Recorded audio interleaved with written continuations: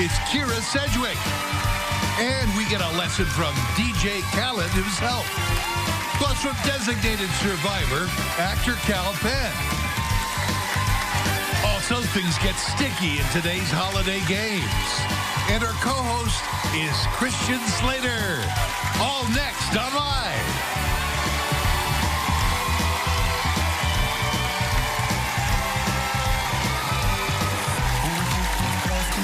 Now, here are Kelly Ripa and Slater.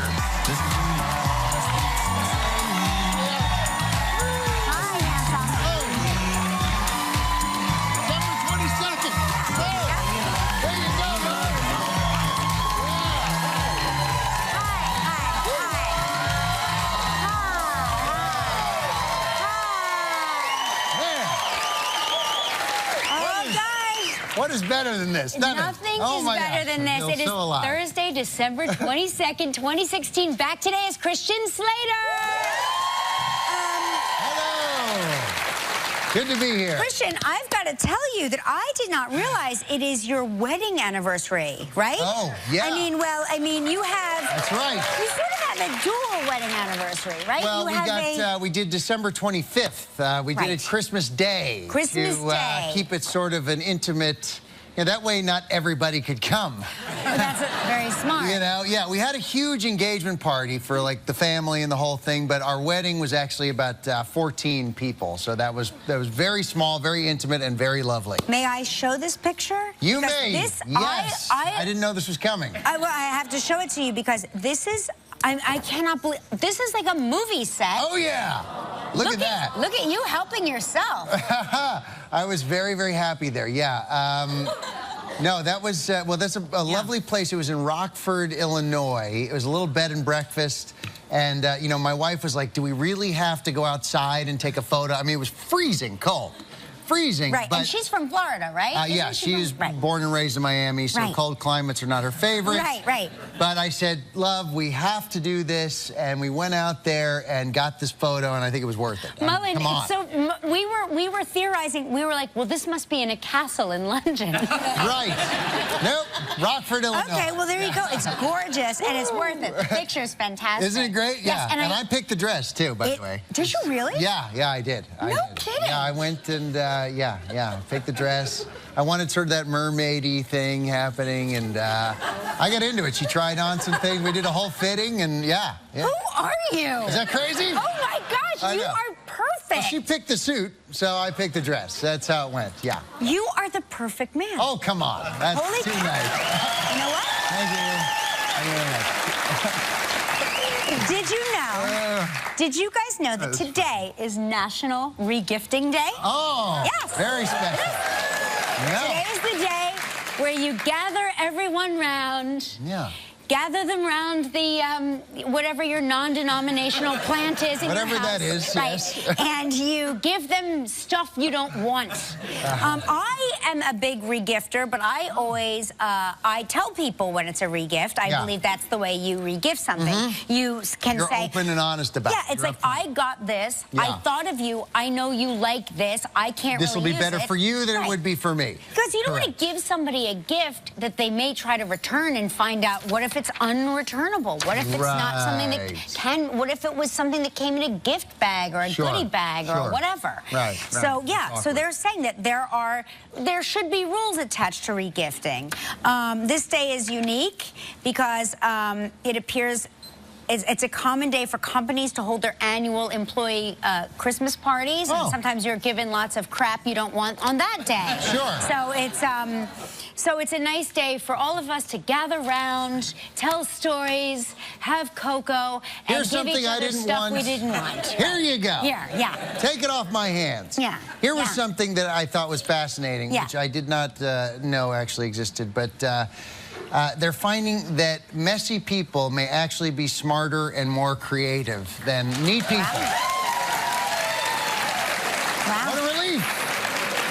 Wow. Yeah. Are you messy? Oh, I was going to ask you the same question.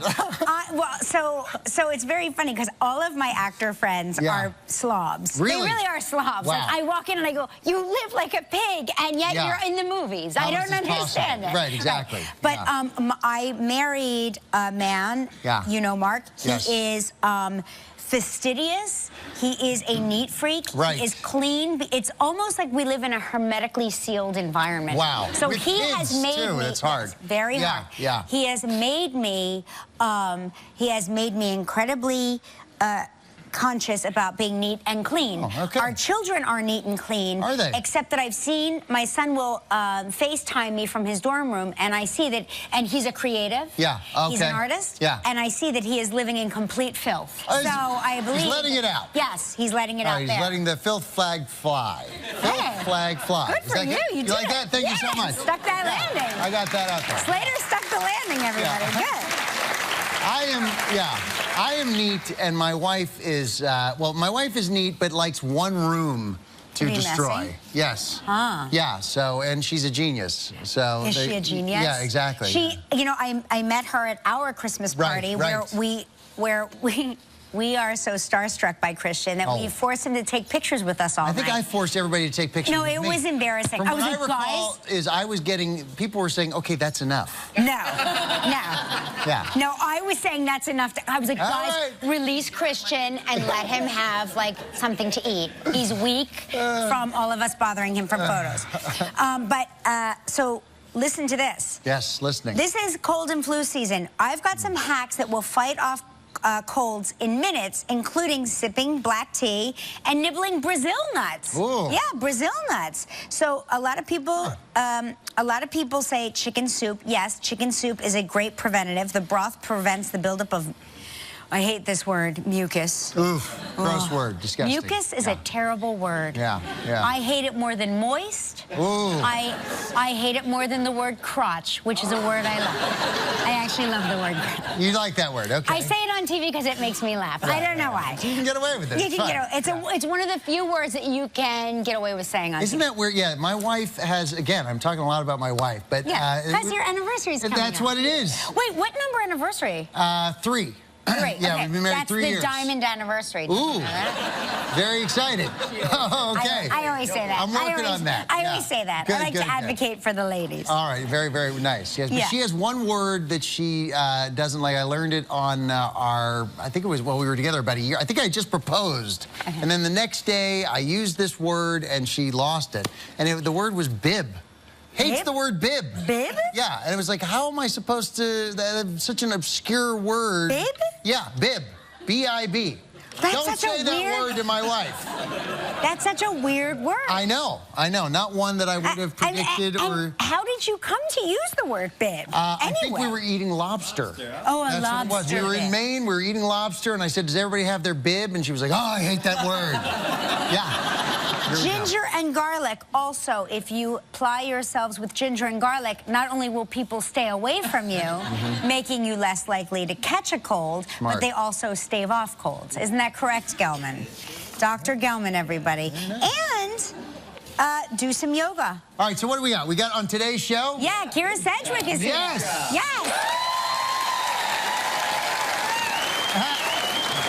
And from the series Designated Survivor, Penn. Yes. I love him. DJ Khaled. That's when we dance. I know, it was so fun. I love that.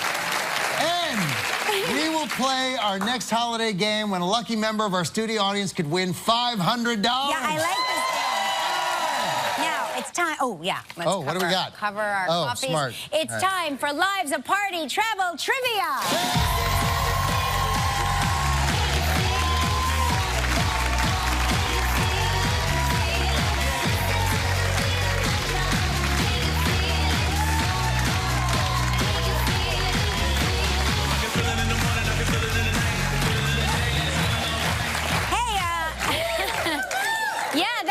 Boyd from Dallas, Texas.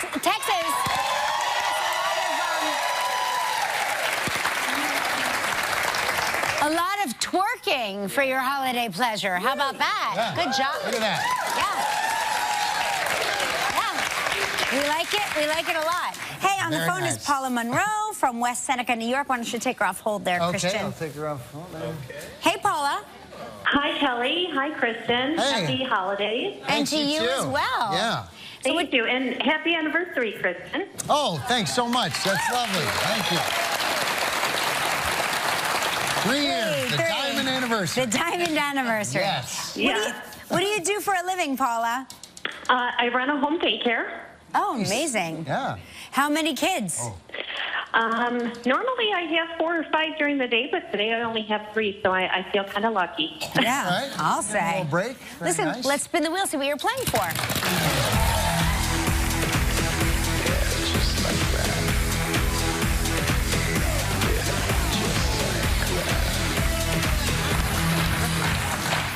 Hey, this is a great prize. The Hyatt Regency, Huntington Beach Resort and Spa in California. 7 days, 6 nights. It includes 1 spa treatment per person. This trip is provided in part by Hotels.com. It's a prize valued at $4,400. You have 20 seconds and only 1 guess, Paula. Good luck. Okay, here's the question. Okay. We've had singer Trisha Yearwood on the show. Outside of what city did Trisha say she and Garth Brooks live and have a farm? 20 seconds. And have a farm. They have a farm. Google it, Google it, Google it. City. Google. Google.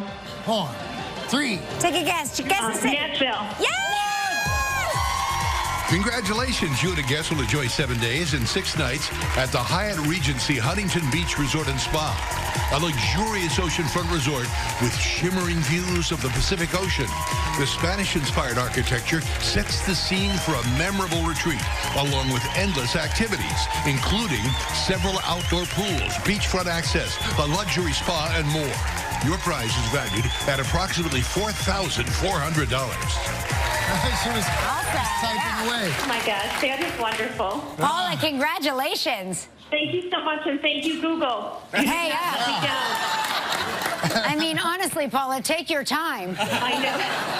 Now you get to help make the day of a lucky member of our studio audience who will receive a $500 gift certificate from Omaha Steaks. So please pick a number between 1 and 235. Number 2, please. Number 2.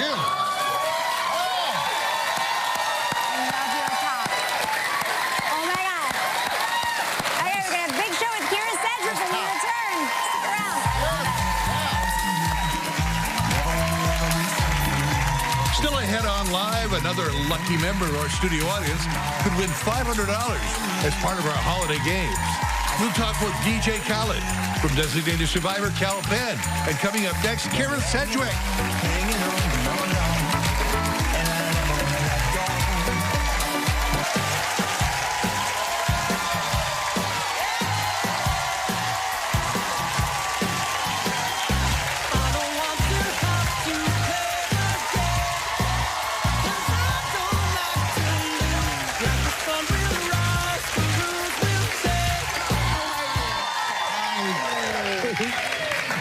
Oh my gosh. You know, it's been so long since I've done a talk show. Really? Oh, no kidding. Yeah. It's sort of a surreal experience. Hello, everybody. Good morning.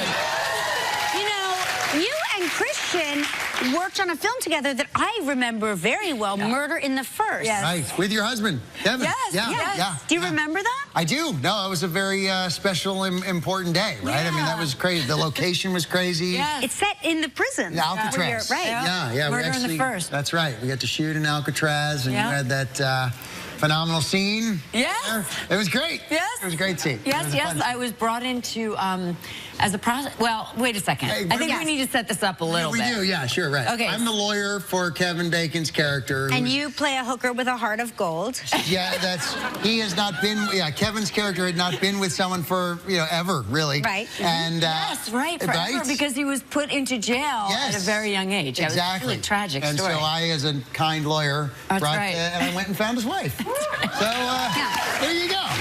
Yeah, it worked out. We were very married at the time. That's right. Like, let's be clear about Well, that. you guys, I mean, you two have been married. I cannot believe I'm about to say this because you look like you're 28 years old, but you've been married for 28 years. Yes. It's amazing.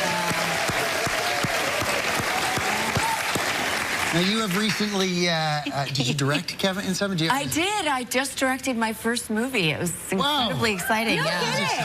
Amazing. Is it harder? I'm going to ask both of you. Is it harder to star in a movie or to direct a movie? It's so, I found it, honestly, a lot easier to direct. Really? To be perfectly honest with you. It's so much less stressful. Have you directed? I directed, a long time ago, I did something, and yeah, what I found which was lovely is you don't have to worry about being in front of the camera at all. Exactly. Pressure's off. Exactly. You know? All the pressure's on the guys who have to be in front of the camera. I know. Yeah, yes, I that was your know. experience. I think once you've done that, you really know how exhausting hard that is. But you directed Kevin. Right. Yes, I directed Kevin. How is he actually as an actor? You know, Any challenges there? I think if the whole musician thing doesn't work out, he's got a future. Really? You think? I'm thinking. Yeah. Yeah, no, he's amazing. I mean, and he's hilarious in the movie, and he has a smallish role, and he's wonderful, and it was so easy to direct him, and, you know, he takes directions really well. Oh, yeah. I mean, really? you know. Oh, good. Yeah, I always. Is that how it's been, like, even in your life and your marriage? Has he listened? Oh, yeah. I think that's the wisest. Yeah, it's the right move. That's why we've been together for 20 years. You got to listen to the wife, right? That's true. Only because they're always We're usually right. I mean, we're just more in touch with the flow of life than we will ever be. Yeah, we need more women in charge, please. That's right. Yes, please. Yes. Now, and you have one unique one hobby that's unique I like bowling. That's crazy. That's it, though. Bowling. Are you a good Oh, my bowler? God, just three people went, Bowlers. Bowling is great. I love bowling. I love taking that little ball and hitting all those little pins very far away. Yeah. And it's one of the few things that I actually do better than my husband. Oh. Do you have your own ball? No, I don't have my own. But I have my own shoes. Okay. Oh, okay. Well, that's more important. I have my own shoes. Quite frankly. Yeah. And now this movie. So, this Edge of 17. It's I watched it. I loved it. It was great? Incredible. Yes. Listen, we have to take a commercial break, but we're going to talk about it and talk about being a good mom in general when we return. More with Kyra. They are. You've got good upper arms. It's a great movie. It's an incredible movie. Loved it. It's one of the best movies about teenagers that I've seen in decades, really. The angst and struggle that she's dealing with there is just fantastic. It's brilliant. It's funny. It's incredibly poignant. It's James Brooks, executive produced it, who's a genius, and Kelly Fremont Craig, who's a first-time writer, director, female, obviously, and it was an incredible experience. You play Haley Steinfeld's mom. Yeah. Are you a good mom? Are you a good mom or a bad mom? She's a terrible mom. She's terrible. She's a terrible mother. But you single mother, right? But like single, and her husband died, and she knew he was the better parent, and then he dies, and she's faced with this daughter who's so much like she is, who has all the deep-seated insecurities that she does. So I think as a parent, first of all, every mother thinks they're doing a terrible job. I don't know a mother who actually thinks they're doing a good job. Anytime they think they're doing a good job, they're usually the worst parent. Exactly. I'm a wonderful mom. But I think that it's so hard when your kid reflects back to you like everything that you dislike about yourself. It's just they do hold up that mirror. Hard, totally. Yes. It's so hard. I mean, you know, I've been talking about this I know for this days. seems to be like a real subject. Is it harder to be, would you say, a 17-year-old girl or the mother of a 17-year-old girl?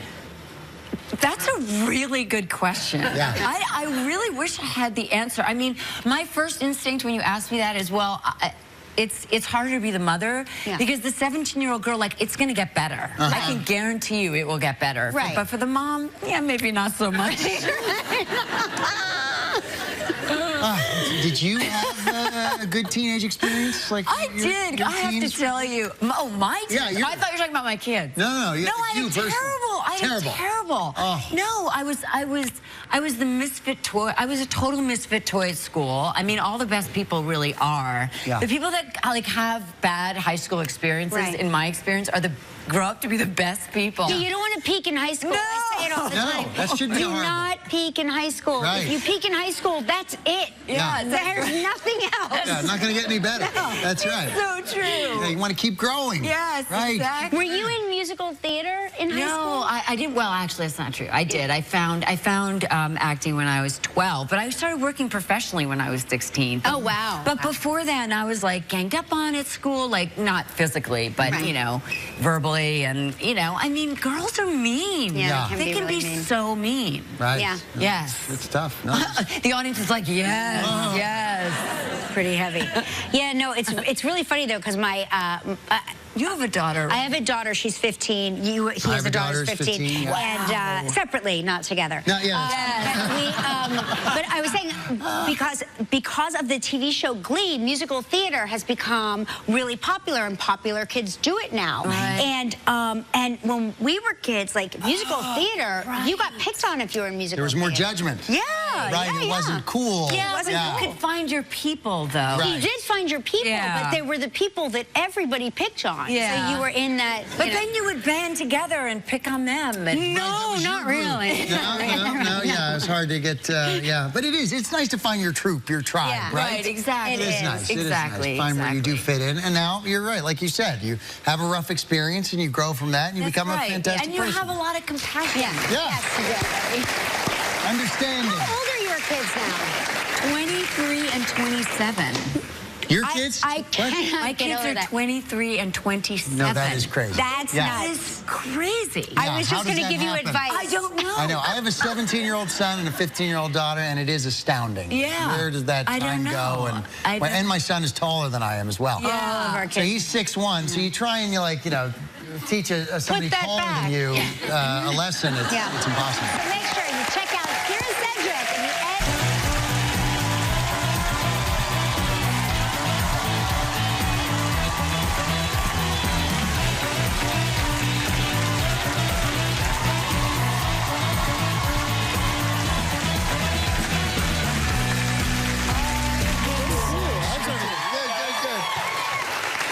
How are you? It's so cool to be here. I've watched your show, and it's so nice to have. I can't believe it. Yeah. Yeah, first time. No man. kidding. Wow. Welcome. Yeah, Welcome thank you. and congratulations. Yeah, Big deal. Thank you. Now, have you two worked together?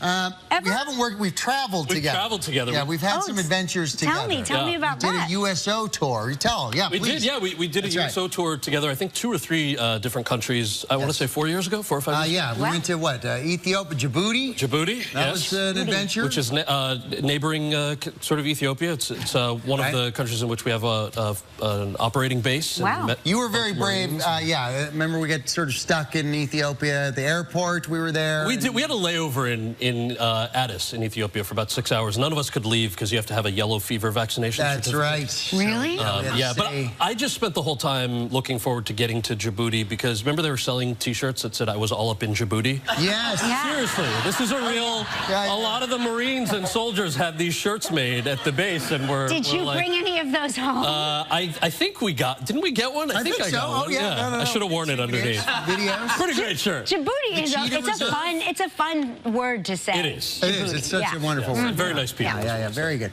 So now, Harold and Kumar, you house, and now designated survivor. Yeah. That's awesome. I love that I could do But all the... you took a break that's right, from yes. Hollywood and you went to work for the White House.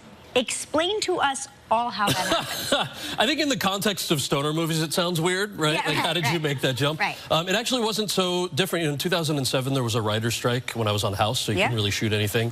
Right around the same time, I had read the president's books, and I had a lot of friends who were overseas in Iraq. Met some of them on these USO tours. Right. And, didn't have health care, couldn't afford college, and here was a guy who I thought had some pretty good plans to make that happen. So I went to volunteer for his campaign, and he was the underdog at the time, right? 30 points down in the polls and all that, and then just had the chance to grow with his campaign and couldn't figure out a good way to say no when they say, can you serve your country? Like, obviously, you say yes. Of course. Wow. Playing Did a you fake work doctor. directly with President Obama? Did you have some... I was in an office called the Office of Public Engagement. Which, that sounds like a great office. Yeah. It was cool. I liked it because you end up meeting the real people who are affected by all these policies. And I worked mostly on outreach to young people. So I had a great... you'd see the president whenever you're... whenever you've got to brief him on something, in my case, related to young people. But you were in the Oval Office briefing him and doing those things? Not like every day. In your head, I know you're like, yo, you're in there every day doing. Yeah. I was in there a few times, but it's kind of, you... Look, a few times. I mean... No, it was amazing. I am not trying to downplay that. It was very cool. I remember the first time I was excited. It's such a remarkable choice to make, to be an actor, you're doing well, you're successful, and then to go into that particular world. I mean, is there a similarity between the two worlds in any way? No, I think what's interesting, like, what I did, I think got some attention because I was on a TV show at the time, but there are literally thousands of people who do the same thing, every administration, really, especially this one. Right. Doctors, engineers, college professors take a leave of absence and go serve their country and then go back to what they were doing before. But now on Designated Survivor, I mean, don't you approach your job now with a certain amount of expertise? Like, guys, this is not how it's, this is all wrong. Yeah. We would never put this here. I've been there. Guys, I know how this goes. Yeah, in some ways, yes. And I think it's oftentimes, I think, disappointing to the creative process, right? We have this conspiracy theory-filled drama. Yes. Right. And I'm the idiot who comes and goes, yeah, that Secret Service guy wouldn't be standing there. Yeah, right. I mean, who are you? And they're like, yeah, I know, but it makes really good TV. So we're going to make him stand there. It's a really beautiful shot. Yeah, which is, that's what you want out of a fantasy show anyway. So. Yeah, it's true. Listen, we have to take a commercial break. When we come back, we're going to find out why certain areas of the set are off limits on the show Designated Survivor. More with Khaled.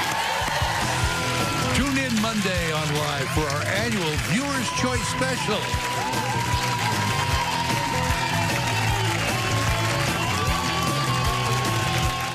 Next Live, Tom Hanks. Let's all give thanks for Tom Hanks. That was Penn on the show Designated Survivor. Of course, now you play a speechwriter. I do. I play a speechwriter turned press secretary. Turned press secretary. I see. You all had to get new jobs. I mean, the premise of the show is, and the premise is actually a real thing. I didn't know this was a real thing. Yes, by the way. it's a totally real thing. So at the State of the Union, there's every representative of the entire U.S. government. So God forbid if anything should happen, there has to be a backup plan, a contingency plan. Right. And so there's one human who's part of the cabinet who's a designated survivor, somebody who can take over if things go down. Is it a random drawing? Is it they draw straws? It's not quite drawing straws, but I don't know the full process. I wasn't working at that level at the White House. I was like the staff level. But yeah, there's a process to choose that person, and in our case, Eeny, meeny, miny. Basically, Kiefer plays. You like that, Kiefer? He's amazing, right? He's awesome. Yeah, he's the greatest. Awesome guy, and he's just thrust into this insane job. A lot of responsibility all of a sudden, in one moment. Yeah, it's crazy. I cannot believe this. I mean, it's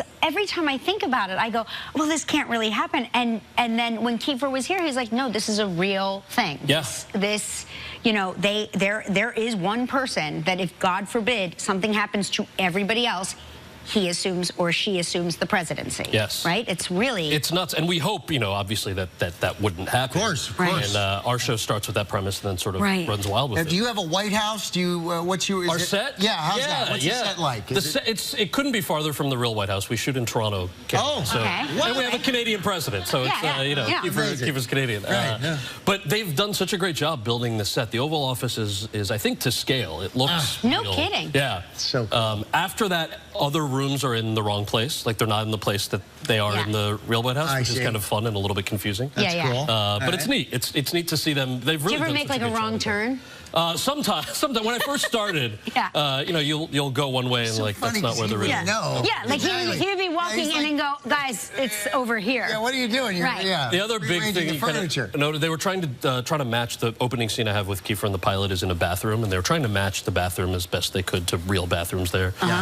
Except there was one key difference when we were shooting. The prop guys had to put up a photo of the one thing that we couldn't do, which was actually use the bathroom because it looked so real. They did such a great job doing it. Wow, it was not so authentic. There you go. Not real. Yeah. Not real. Yeah. And I was. And I like that they kept the language simple for the actors, like not real. Right. Yeah, they didn't go overboard. They're like, just so you know, actor, you can't really use this. Real. Yeah. Oh man. So that was a key difference. Yeah. Would you ever really use the toilet on set? No. Would you? No. Come on. Gotta go home. Yes. Gotta go home. Yeah, right. You're a homegoer. Yeah, exactly. You're using the dressing room bathroom. All right, so listen, Designated Survivor, right? Wednesdays at 10 p.m. on ABC. This is a chart-topping rap artist, producer, and one of the most famous celebrity DJs in the industry today. Please welcome to the stage, DJ Khaled.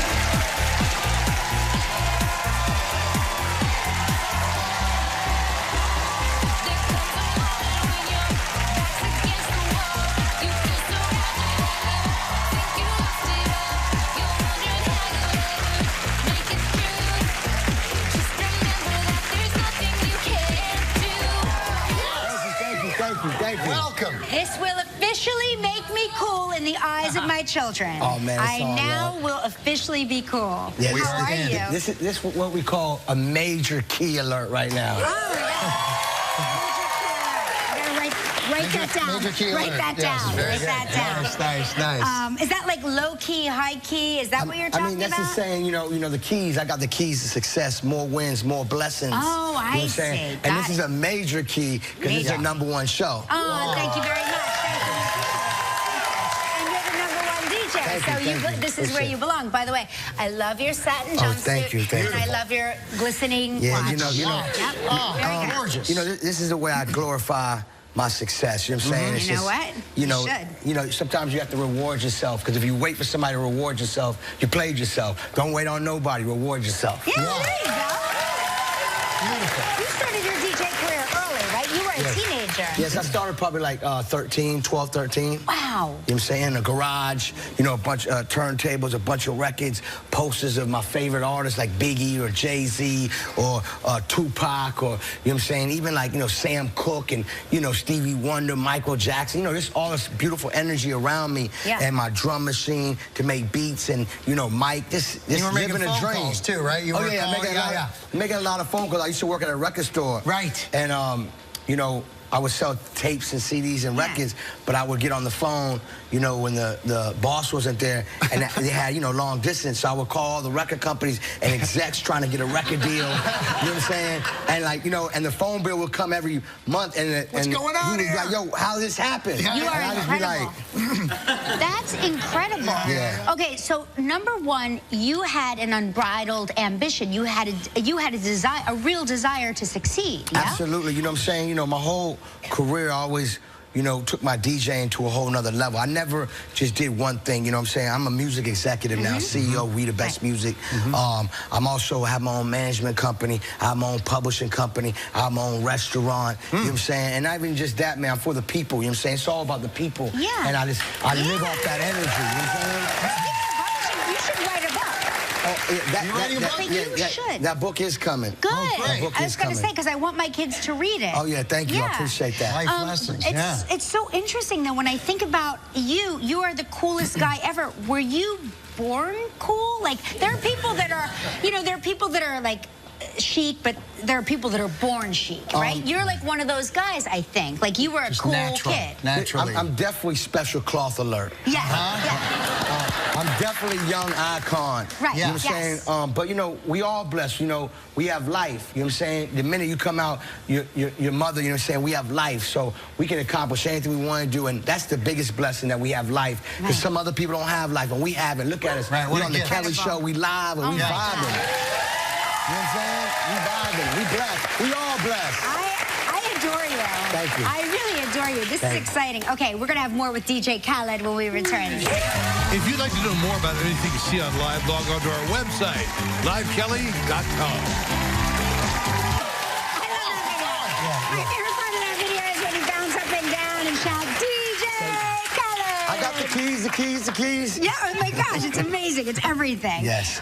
So now, Christian and I, we're saying we have so much in common with you because we're also DJs. No, I'm just kidding. Well, let's not go crazy, No. But you're amazing. You just have a natural musicality and ability to hear music in a different way, right? Yeah, is that what DJing is? Well, you know, DJing is you know, we all parts of music, because we hear music, we have to keep the crowd moving. Yeah. Right? But at the same time, as when you become a producer and a DJ, we know certain parts that the people like when they're in the club or on the radio. So you could take that whole talent and take your career musically to a whole nother level, but it's on you, though. Yeah, but you have to read the room, right? Like, you have to know, like, okay, right now, this I got to make these people move. Right. You know what I'm saying? Yes. And some DJs just play music and they be like a jukebox. Me, I like to entertain. Yes. You know what I'm saying? I'm a superstar. You are. You know what I'm saying? So I'm going to make sure that I have this crowd, and when I leave live from Kelly, they're going to remember my name. Right. You know what I'm saying? Right. And by the way, I do have an album out right now. It's called Major Key. Major Key. Okay. So can I show you how to... So I can show you? Yes, because I would like for people to know my name when they leave the studio, too. Sure, yeah. So check this out. We're going to immediately get him on the floor. Okay.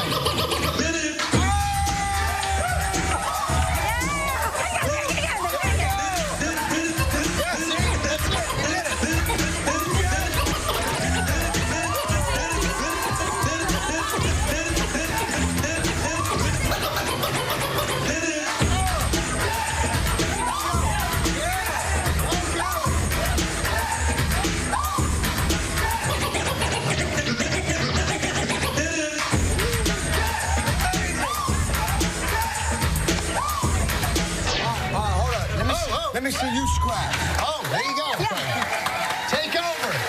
Nice job. Grab it. Let it go.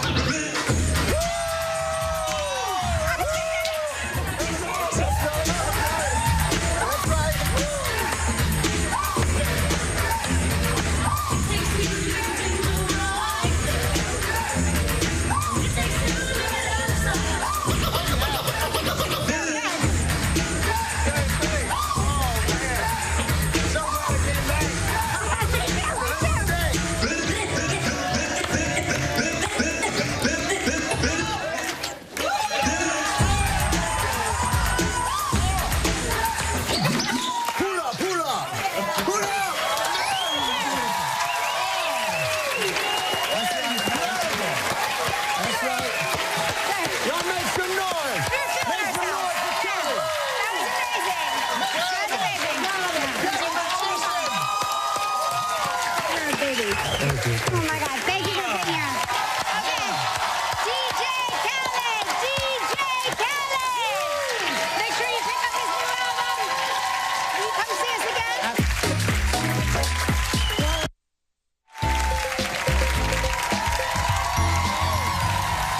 Look at you. Oh. My God. Yeah, we were just doing that. You are like a money clause. Look at me. Yeah. Yes, money clause. It's time to play Live's holiday games in honor of Hanukkah, the miracle of one night of oil lasting for 8 days. It's customary to have treats fried in oil. I did not know that, Gelman. Yeah, how about that? Yeah, Who fried says food. this show doesn't educate?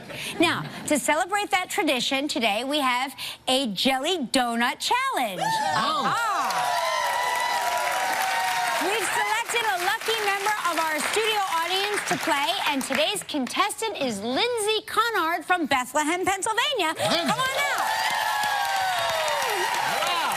Hey, Linz. Hey, Christian. Nice to see you. How about that? Pleasure. Big movie star. Oh, I know. nice. Nothing but the best for you, Lindsay.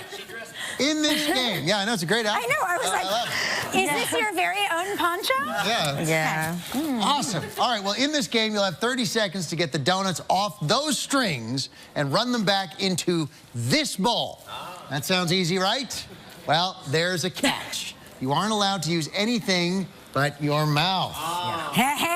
That's right. Every donut you successfully get in the bowl is worth $100 with a chance to win up to $500 in cold hard cash.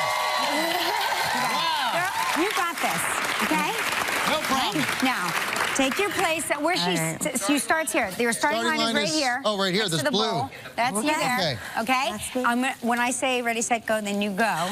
And just Godspeed, okay? Just your mouth. No hands. Just your mouth. You can do it. Okay. Okay. On your mark. Get set, go. Go! Come on, Liz. Come on, Liz. Oh, get it! Yank that thing! Come on! Pull it! Yes! Let's win now! Oh, okay. I thought it was 100 each. All right, I'll wait. Come on, get that thing! Give it into it. Get it! Oh, Liz. All right,